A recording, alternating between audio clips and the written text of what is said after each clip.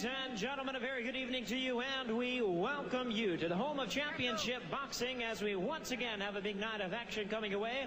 And it's all brought to you by Forum Boxing Incorporated, along with Budweiser, the undisputed king of beers. At this time, we present the officials appointed by the California State Athletic Commission. Our physicians at ringside, Dr. Robert Carnes and Dr. Perlman Hicks. Timekeepers at the bell, also keeping count of the knockdowns. We have Aaron Koslow and John Lichty. And introducing to you our referee in charge of this bout. He'll be giving instructions after the introductions, Larry Rosadia. All right, fans, here we go. This bout coming away is one of our featured attractions, scheduled for 10 rounds of boxing as we feature two fine young featherweights in the ring. Introducing to you first on my left, fighting out of the red corner, he is wearing blue trunks with gold trim and joining us from Virginia Beach, Virginia. He weighed in at 126 3/4 pounds. Here is the 1992 U.S. Olympian whose professional record stands at 12 wins, only one defeat with 5 wins. Coming by way of knockout, introducing Julian, the Dealer Wheeler. And his opponent across the ring on my right, fighting out of the blue corner, this 10-round attraction. He is wearing black trunks with red trim, fighting out of Mexico City, Distrito Federal, Mexico. He weighed in at 127 pounds, and his fine record stands at 12 wins, only one defeat, with 9 wins coming by way of knockout. Introducing Juan Manuel Marquez. Once again, here's our referee in charge, Larry Rosadia. Okay. This is a little high, so it's a muy arriba. It's a pegadilla. This is fine. Okay. Give me a clean fight. Y limpia pelea. Dale la mano y buena suerte. Good luck. All right, tail of the tape for these two talented featherweights. Marquez is 5'7". The dealer, the Wheeler, is 5'8.5". 126 3/4. Marquez a 127. Wheeler is a year older, and he has an advantage of 3 inches in the reach department. 71 to 68, scheduled for 10, and out they come. Marquez is decidedly shorter, and in fact listed at 5'7". I would think Wheeler would be closer to 5'10" from the look of them as they stand out there in the center of the ring. Marquez can punch. He's won 12 in a row. The only fight he lost was his pro debut. He hasn't had to go past 8 rounds but once. He likes to get things over in a hurry. And as Rich Murata told you, the guy he's in against, lean and lanky, Julian Wheeler, is a magnificent boxer who will befuddle you, dance all the way around, and jab you silly if given the chance. But he's got a pretty good punch too, I guess. Rich, he's got 5 knockouts. Well, it's not a great punch, Tom. His punching power, I guess, emanates from just being able to land a lot of punches throughout the course of a fight. One thing I'm noticing here in the early going, in a fight that I did with him a few months ago against Gabriel Castro, he really was dancing in that fight. He has come out here more flat-footed. He's sitting right down all of a sudden, isn't he? Yes, he's not dancing and running in this fight, but he's so quick, Tom, and his boxing ability is so fine that maybe he does not feel he really needs to do that. He got nailed with the right hand there. A glancing blow, got hit with another, landed a pretty good shot of his own a few moments ago that brought an ooh and an ah from the crowd. This one figures to be a very good fight. Marquez is considered to be a top prospect. But Rich was couching his observations in careful terms. When we came on the air, he said, very live underdog in the parlance of the $2 picture. Is the kid, the Wheeler, the dealer, Julian. See how quick he is with that counter punch there, Tom? He jabbed very nicely over the top of Marquez. Marquez clearly is the more powerful puncher of the two. Marquez hit him with a shot that would be considered south if you were down in Chile in the Andes. I mean, that is really a low blow. But somehow many of those fans missed it. Yeah, I don't know why, because they're all booing when Rosadia, the referee, cautioned Marquez about the low blow.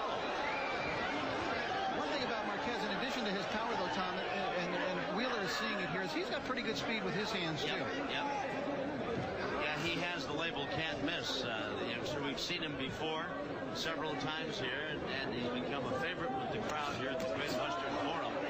Boy, that is an example of quick hands. Wheeler hit him with 2 shots, a left and a right. Gets away from a lunging left thrown by Marquez, and Wheeler lands a good left and backs up. Seems to be able to box you pretty good backing away, and that's something a lot of guys can't do, fight backing up. In fact, most guys can't. First round is into the books. We'll be back with round number 2, scheduled for 10 in a moment. As I start round 2, we take a look at that low blow in round number 1. There it comes, the left hook from Marquez. Definitely low, no question about it. Drew a warning from Larry Rosadilla. It drew quite a response from the crowd when Rosadilla cautioned Marquez, almost as if to say, are you kidding me that our favorite son would throw a punch below the belt? We never saw that. En masse, several thousand of them. Nice crowd on hand. And of course, we've got the WBC Super Bantamweight title fight coming up for you, also on the card tonight. This is really a fine card here this evening, Tom, and I really like this fight, and this is another indication that the matchmaker Antonio Curtis here refuses to coddle the young prospects on the way up, like a kid like Juan Marquez, who has so much potential and is just getting into everyone's consciousness. They're going to have to be tough fighters on the way up. He's going to have his hands full trying to catch Wheeler, no question about it. The kid from Virginia Beach, Virginia, who's making his Great Western Forum debut, has come a long way. Whoa! Holding on. He got wobbled, Tom. He's in real trouble here. He knows it. He's trying to hang on. That was a perfect punch, perfectly delivered by Marquez. Big time right hand caught Wheeler. Wheeler, his corner, he was looking at them and they were looking at him, and he nodded, I'm all right, I'm all right. Well, he'd best be on his horse and moving. He is not all right. He took a tremendous punch, Tom, and his legs look a little shaky to me right now. This is only round 2 that's scheduled for 10, and you can hear the crowd very much in Marquez's corner, understandably so here at the Great Western Forum, and he landed a solid big-time right hand. Just missed with another one. I think he grazed him with that one. Wheeler is just about ready to go down here, I think, Tom. He's finding out. He's having trouble with not only the power, but that speed I mentioned in Marquez, because he's fighting an opponent here. Wheeler normally has a tremendous speed advantage over his opponents, but he's finding that Marquez has just about as quick a hands as he does. Shoves Marquez away from him. Rosadilla says, cautions him about that tactic.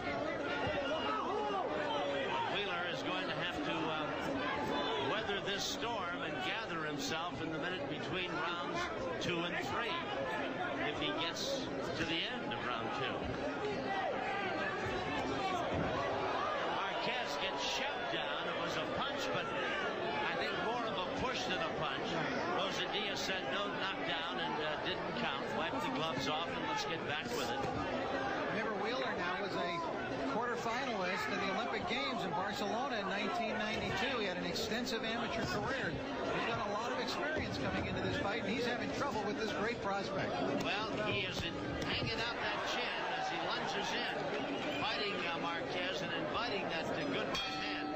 And I think that the speed of the punching ability of Marquez certainly had to surprise him when it knocked him down. Big round for Marquez, but Wheeler did rebound quite well. We'll go to Wheeler's corner and listen in.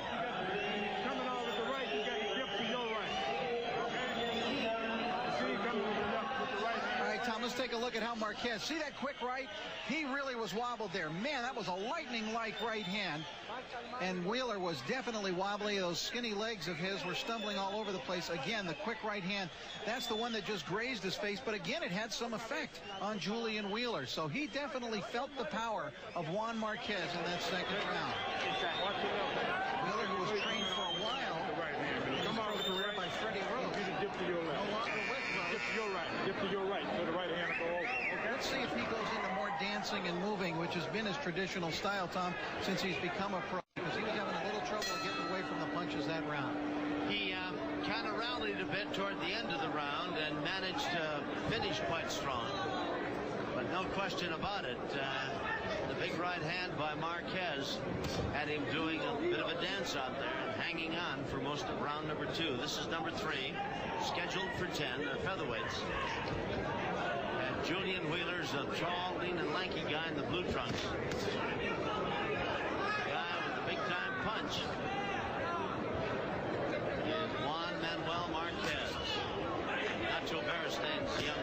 suspect who he thinks is the type of guy who's going to go right to the top. He might be right, Tom. And Marquez is doing following kind of the same path that Marco Antonio Barrera did, fighting early in his career in Mexico and coming to the United States, making a splash in Las Vegas as Barrera did when he fought Eddie Cook, and as we saw when Marquez fought Israel Gonzalez the first time, we got a look at him there, and then making the Forum his home. And this is his 5th fight this year here at the Great Western Forum, Marquez, and he's beginning to build up that following now. But he hasn't had to work very hard in many of them. He's only gone 8 once a couple of fights ago, and of course we showed you what he did to Rodriguez. Rodriguez put him away with one big looping right hand and some other solid shots early in round number 1 back in September. So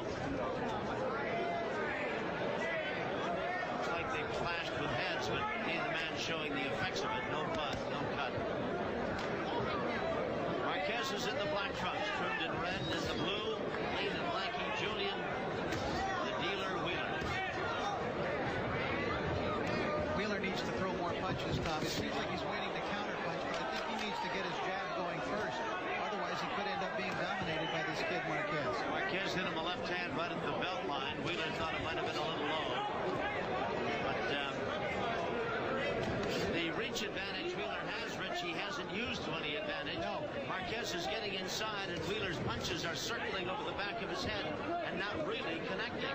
You're absolutely right, Tom, and I think a way to correct that is to jab more, and then as a second, ask him to do jab and then step to the right and try to get away from that power of the right hand of Marquez and let it slide by his head. But he's got to find him with that left hand first of all. Locate him with the jab, and then he'll find him an easier target to hit if indeed he can get that done. Pretty good bounce back round so far, though, by Wheeler here. Couldn't agree more. Having a pretty good round, and he's showing none of the effects of the good right hand that Marquez hit him with. Round number 3 is coming to a close, and we'll be back right after this. All right, as they begin the 4th round, look at that left hook to the body, and when I say body, I mean the lower portion of the body, again by Marquez. So he's had a couple times that really strayed south of the border. That one went unnoticed or uncommented on by Larry Rosadilla, 3rd man in the ring. So they're picking up some scissors that have been dropped by the people in the corner of Julian Wheeler. This is round number 4. It's scheduled for 10. And I remind you again, the longer the fight goes, it'll be interesting, I think, to watch Marquez. He's only had to go 8 once. He's put people away in with such quick dispatch that, you know, why go 10 if you can knock a guy out in 1, eh, Rich Brown? Yeah, and Wheeler, on the other hand, Tom, has already fought 2 10-rounders and a 12-rounder that have gone the distance. So, you know, he's a guy who's already accustomed to going the long distance of ground. Wheeler's in the blue, in case you've just joined us. He was an Olympian in '92. He got nailed with a solid right hand back in the 2nd round, thrown by Marquez, the smaller of the two, but a very dangerous puncher. Wheeler stepping up the activity. Yeah, he's beginning to get his stick to work now, that left hand of his, Tom. He's quick, and I think he's coming back into himself now. He looks more solid on his legs in this round. Well, he probably is a little more assured. At least he knows what to expect from Marquez. He got nailed with a right hand, had to survive round number 2, and did. Shows none of the effects of a big-time punch. He didn't go down, but he was rocked. You know, these two guys are teeing off on one another, Rich, when they get close enough to land some bombs. Wow. Big-time uppercut by Marquez, and Wheeler just does slide away from him. One problem that Wheeler has, Tom, is he lunges at times with his jab. And when he lunges, he brings his arm down and he sticks his chin out, and he's open for a counterpunch. It is only his quick speed of body as well as hands that has kept him from really getting nailed. He gets his head back out of there almost as quickly as he hangs it in a very inviting fashion.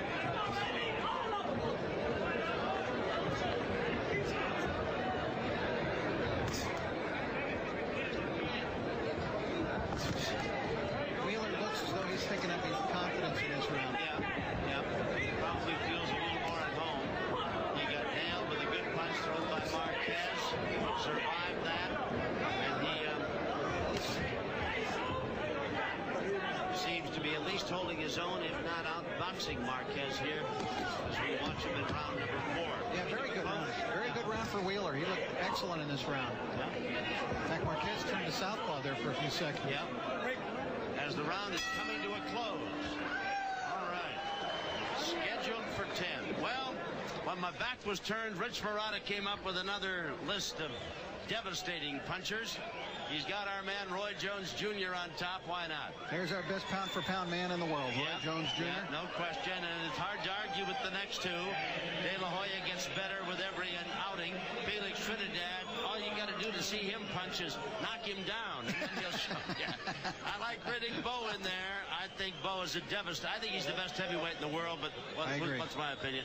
Cesar Chavez can still knock you sideways. Marco Antonio Barrera, he just keeps getting better and better, and he does it, I tell you, baby-faced assassin indeed, because he just doesn't even smile when he takes guys apart. Gabe Ruelas, he'll be in action against Azuma Nelson, Porte, Tyson. You got, it's a nice list. Oh, I'll turn my back on you all the time, Rich. And we got Mark Too Sharp Johnson into our pound-for-pound ratings for the first time. Don't think he can't fight. All right, after 4 rounds, here's Alan Milana sees it dead even at 38.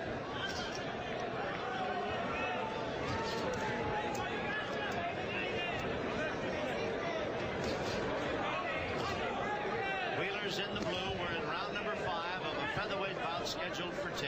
Herrera, by the way, who was our number 8 man, picking up a few notches. Tom had a terrific fight Saturday night at the undercard of Paul Holyfield, and took Eddie Croft apart in sections, basically, and just broke him down as he does so many fighters, and stopped him in 7 rounds. And he does it without, for want of a better term, not even raising a sweat, so it seems he just methodically goes about what he has to do, and he's devastating. He is really good. Yep. Now the guy from the British Isles, Prince, what is his name? Nassim Ahmed. Ahmed. He moved up, won the featherweight title, didn't he? Yes, and also in the WBO, 126 pounds. There were a lot of people saying that he really didn't want too much of a part of Marco Antonio Barrera, and so he moved up and took an easier fight to win the featherweight championship. Barrera's the WBO champion, 122, super bantam or junior featherweight. Tonight when we see Zaragoza go at it with Hector Acero Sanchez, they'll be deciding the WBC title at 122. Daniel Zaragoza is really something. He is quintessential. Good left-hand counter punch by Wheeler.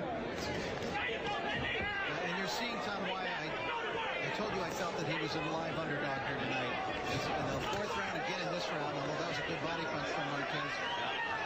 Now Wheeler up on his toes, and this is what I expected to see from him from the beginning. He knows how to use that ring. Marquez face showing the effects of some stinging left hands thrown by Wheeler. Looks to me like that right eye of Marquez is beginning to close a little bit. It is indeed. He got nailed again with the left hand. He's got a pretty good welt coming up on the cheekbone there, and his face showing the effects of some pretty solid punches. These two guys have been after each other since the opening bell. Marquez with a big-time right hand that wobbled Wheeler in round number 2. Had him headed for the canvas, but the kid from Huntington Beach, from Virginia Beach, Virginia, rallied and has done very well since then. This is scheduled for 10, and you're watching action in the 5th round as it draws to a close. Nice crowd on hand here. Jim Bush is over there, great track coach. Magic Johnson, great athlete. We'll be back. Round 6 right after this.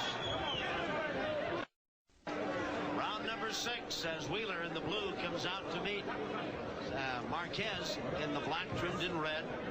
It has been a very busy and a very tough fight for both these men. Two very active, very good featherweights, and they have nearly identical records. Each has won 12 and lost 1. The only difference being that Wheeler's had 5 knockouts, while Marquez has knocked out 9 guys. He's a little heavier hitter who boxes very well too. I don't mean to minimize his boxing skills. They're considerable. The other guy's perhaps a better boxer boxer than puncher, but he can hit and hurt you too. That's a pretty good jab from Marquez there, Tom. If he can connect with jabs on Wheeler, Wheeler's going to have trouble. That's why I keep saying that I think he needs to be first with his jab from his standpoint. Wheeler's only defeat, by the way, in his career came a couple of fights back by decision to the undefeated Robert Garcia in an NABF title bout. Garcia, another one of the rapidly growing talented stable of Robert Alcazar. It's quite a stable of boxers growing there. Of course, De La Hoya, Johnny Tapia now is located in the Big Bear with Alcazar. Carlos Famous Hernandez. And now Marquez is cautioned by Rosadia to keep his punches up, and that elicits a roar of Larry. You don't know what you're looking at from the crowd. Wanted to look at his own face like, what? Who? Me? Nice left hand by Wheeler and a pretty good countering left thrown in there by Marquez. That punch by Marquez caught on the arm of Wheeler, which is not to say it didn't hurt or sting, but that one stung Wheeler. A left hook this time. Yeah, now Wheeler's holding on again.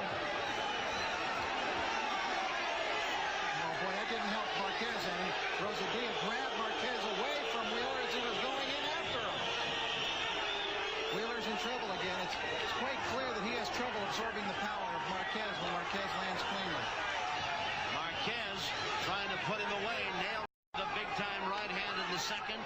Caught him with a good left here in round number 6. And Wheeler's back on his bicycle.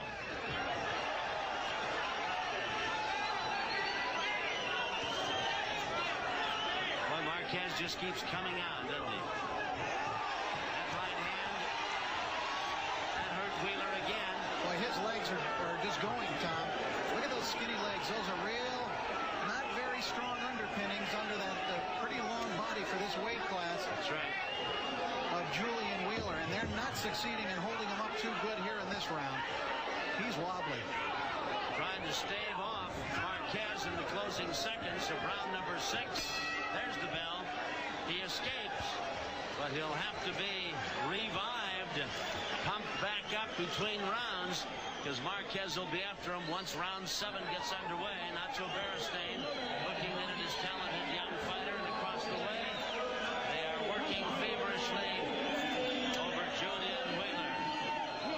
I would take a look at it now, and once again, Wheeler getting hurt, that time by a short left inside, and look at how wobbly he goes. He's just all over the place.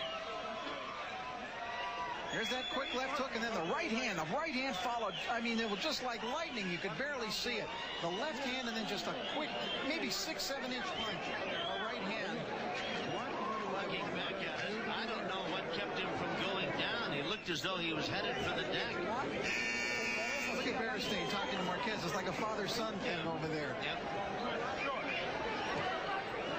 He's a terrific trainer, Beristain. Marquez is not without the effects of a very busy fight. His face showing some bruising and some swelling as well. Well, as he did in round 3, Wheeler here in round 7 will have to be on his horse and moving. I don't think he wants to stand there and trade right hands with Marquez. Remember again, Marquez has only had to go past 8 rounds once. But we'll see if Wheeler can take him into the 9th and 10th. Maybe his experience will have a little telling effect.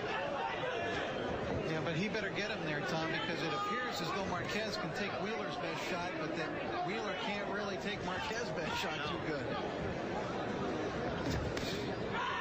That left hand by Wheeler is a wild thing from time to time and has more of a slapping effect when he hooks with it rather than a straight, short and to the point jab. I'll tell you one thing about Wheeler, though, Tom, is when he's hurt, he recognizes it and does try to hold. A lot of young guys really haven't mastered that aspect of it, of being able to clinch a guy when a guy hurts him. And, he does. He knows he's hurt, and he comes right out and he grabs his man. That right hand by Marquez had more slap than anything to it. It looked good, and it had a big sound effect, but it really wasn't that great a punch. No, you're absolutely right. He grabs you and holds on and waits for the referee to separate him from the other guy, and then he'll grab him again. He's been hurt twice, in the second and in the sixth. Looked as though he was headed for the deck, did not go down.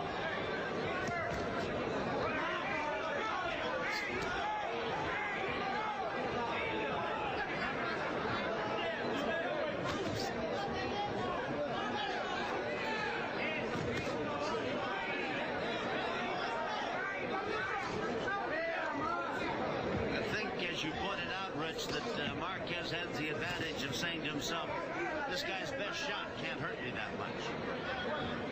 Yeah, and I think he's willing to walk right in and maybe take a shot or two in order to try to get his punches home. Wheeler, for all of his trouble in round 6, is not showing much back up here in round 7. In fact, he's fighting quite well. Yeah, he seems to recuperate pretty quick. Yes, he does. Boy, that right eye of Marquez is, looks like it's on the verge of becoming a troublesome thing, Rich Barrage. Yeah, he started to squint with it, Tom, as early as the second round, and little by little it gets worse. It seems to be closing up as the seconds come to a close, bringing round 7 nearer completion. We'll be back to see about round 8 right after this. Round number 8 here at the Great Western Forum. Couple of dandy young featherweights. You're watching in the black and the red, Juan Manuel Marquez. In the blue trunks, Julian, the dealer, Wheeler. Each man with a record of 12 wins and a loss. Nice left hand by Marquez. He's had Wheeler wobble-legged on 2 occasions in round number 2 and again in the 6th round. Wheeler came back and I thought fought quite well in round number 7. Might have even won the round. And now in round number 8. And remember that Marquez has only gone past 8 once in his young career. Why, he comes out looking kind of finish this one off. Yeah, I think we've got a very close fight here, Tom. Those rounds that Marquez won were decisive rounds, but I don't think enough to give him a 10-8 round. Even though he was hurting Wheeler, he's probably still on the judges' scorecards. I know on mine was getting credit for a 10-9, which is no better than, Wheeler squeaking by in a previous round at 10-9. Exactly. A reminder, we've got the WBC Super Bantamweight title bout on the bill of fare tonight. Great fight card here at the Great Western Forum. That'll be Hector Acero Sanchez defending his title against Daniel Zaragoza. Quintessential, the old Ultimate Warrior. Back for one more shot. His trying for his 4th world title and trying to avenge what many people thought was a job that he got handed to him back in June in Ledyard, Connecticut. A lot of people think he beat Sanchez. Should have had the title, but didn't get it. Well, I certainly was one of those who thought that, Tom. I really felt Zaragoza deserved the decision that night. Hey, Marquez, we showed you the tape of his fight. Let's see how Wheeler survives that left hook, Tom. We showed you the tape of his beating Rodriguez in 1 round. His previous fight, he knocked out Julio Cesar Portillo here at the Forum in 4 rounds, which qualified Portillo the other night for a fight with Orlando Canizales for the title. On the big card up in Vegas, and Canizales just took him apart. And did you see Portillo? I couldn't help laugh. Before the fight started, Portillo was sitting in his corner, and he looked like a man who was about to go to the electric chair. Exactly, and not to denigrate the considerable talents of the announcers at ringside, but they thought it was a magnificent victory for Canizales. To beat Portillo, who I don't know why did he catch somebody at Delicto Flagrante? How did he get that far? Really couldn't tell you. But amazing. He looked really like I've heard how so many guys felt before they fought Joe Louis. They practically had to carry him into the ring. All right, round 8 coming to a close, and this one is close. Make no mistake about it. A good right hand by Marquez as we come to the end of round number 8. We'll be back. Round number 9, it's scheduled for 10. A quick check of Rich Murata's scorecard. He's got Wheeler up by 2 points. This is a very tough fight to score. Make no mistake about it. There are some rounds out here that are just one punch, one way or the other, going to one man or the other. There's a pretty good right hand by Wheeler, and of course, a good round number 2 and a dandy number 6 for Marquez when he had Wheeler rubber-legged and it seemed headed for the canvas. And I gave the last round to Wheeler, although you could make a case for either guy, Tom. It was kind of almost flip of the coin deal. Thought he had a slight edge. Marquez is 22 and Wheeler's 23. Two young, good featherweights.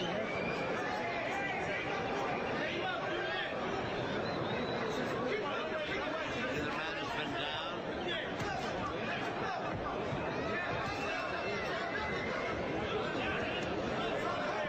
Marquez, his right eye looks as though it's just that close to being closed, and yet he continues to go along. Neither man cut. Rosadiya, the third man in the ring. One thing, Tom, is I think Marquez, Good right hand. at least up until that point, had been missing a lot more punches in the last couple of rounds than he was earlier. And I think that he might have been better served by doing a little bit more body work in this fight, if possible, Tom, to try to take the legs away from Wheeler, because the legs, as I mentioned, don't look that strong. If he could slow the kid down a little bit, it would help him. And I think Marquez might have been better served to do that. Punch to the body, but he's been pretty much a headhunter, with the exception of those low blows. Yes. Throw a couple of those in every other round or so, just to let Wheeler know he knows where the rest of his body is. This is round 9. Wheeler in blue, Marquez in the red, trimmed in the black, trimmed in red. Larry Rosadiya is a good official, but he has a tendency to get in the middle, get between the fighters, Rich. Wheeler slipped and went down. He did one time. He pulled Marquez away, and I'm not exactly sure why. When he had Wheeler hurt in that second round, and I think that cost Marquez a couple of really precious seconds when he had Wheeler in some real trouble there. Now Marquez stepping it up a little. Round number 9, scheduled for 10. Right hand, no knockdown, they say. Well, a punch was thrown. Yeah, and a punch landed, and some of the crowd don't like the idea that it was no knockdown. We're going to take another look at that, rest assured, between rounds. Could very easily have been a knockdown. Could have been a 10-8 round. With Wheeler getting the benefit, we think it was a knockdown. Let's take a look at it. You can judge for yourself. There's Marquez. Watch it now. A punch will be thrown by Wheeler. All right, Marquez, there's the right hand, top of the head, down goes Marquez. It appears to be a knockdown all the way. Yeah, but it wasn't in the eyes of Rosadiya, and so that's the way that went. All right, well, this one has a round to go. Don't forget, Zaragoza, Cero Sanchez for the WBC Super Bantamweight title. There they are doing a little shadow boxing. The Ultimate Warrior, Daniel Zaragoza. He's 3 times been a world champion. And the guy who took the title away from Tracy Patterson is getting his sweat worked up. There's Hector Acero Sanchez in his dressing room. They're scheduled to go 12. Ought to be adapted. And coming up right now, round number 10 of this featherweight scrap.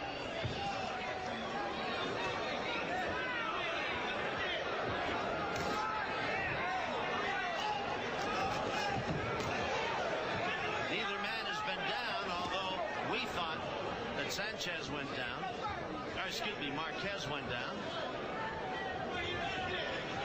Not so recorded by the referee, Rosadiya. In the second round, why Wheeler, who's in the blue, was rubber leg. And again in the 6th. A couple of solid shots that landed, thrown by Marquez. You know, Wheeler looks a little bit the better of the 2 here in this 10th round, Rich. A little fresher, yeah. Yes. I would agree. Marquez, look at his face, a little bit jaded. Yeah. Still tough. Still very dangerous, of course, and perhaps the winner of this fight. I don't know. But Wheeler's forcing the action, walking in on him.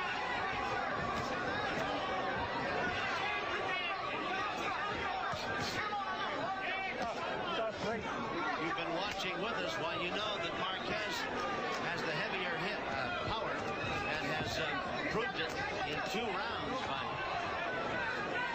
scoring with some big-time punches against Wheeler. You know, if Wheeler wins the decision in this fight, Tom, it may be greeted with booing from the fans due to the fact that when Marquez won rounds, he won them big. He won them very decisively. Yeah, like 2 and 6. Yep, he looked very impressive. Wheeler came back from each and every one of those. He fought well in the 3rd, came back very strong in the 7th.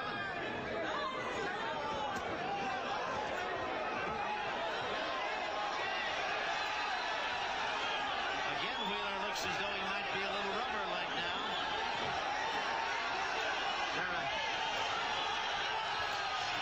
A knockdown or two would really help Marquez in the scoring. Wheeler's in trouble again. Yep, holding on.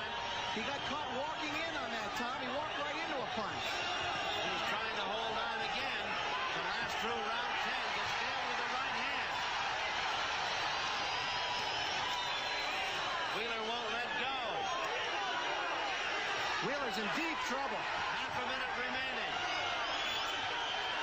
And Wheeler, smart enough and tough enough to grab and hold on. And he just clamped down on that left arm. And I tell you, he is rubber leg. He is that close to going down. And if he goes down, it might cost him the fight. I don't know, this round might cost him the fight. I think Marquez has got a 10-8 round here. What happened? What was that? I don't know. He stopped the fight? Rosadia stopped it with about 10 seconds to go. He stopped the fight with 10 seconds to go. Doctor? I really... Doctor? Did he stop the fight?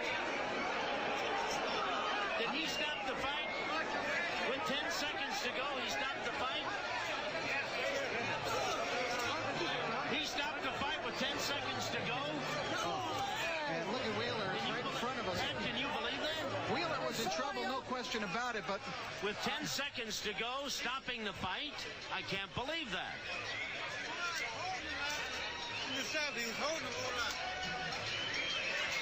I can't believe that. Look at Wheeler. I'm really shocked that that fight was stopped. I am too. I just don't agree with that stoppage of the fight. Marquez fought a great 10th round. More with what you say. That is unbelievable. And I'm sure Wheeler's people feel as though they're victimized. We'll be back right after this. Forum Boxing is brought to you by Beechwood Aged Budweiser, the king of beers. This Bud's for you. And by West Coast Detectives, transportation and protective services worldwide since 1922, headquartered in North Hollywood, California.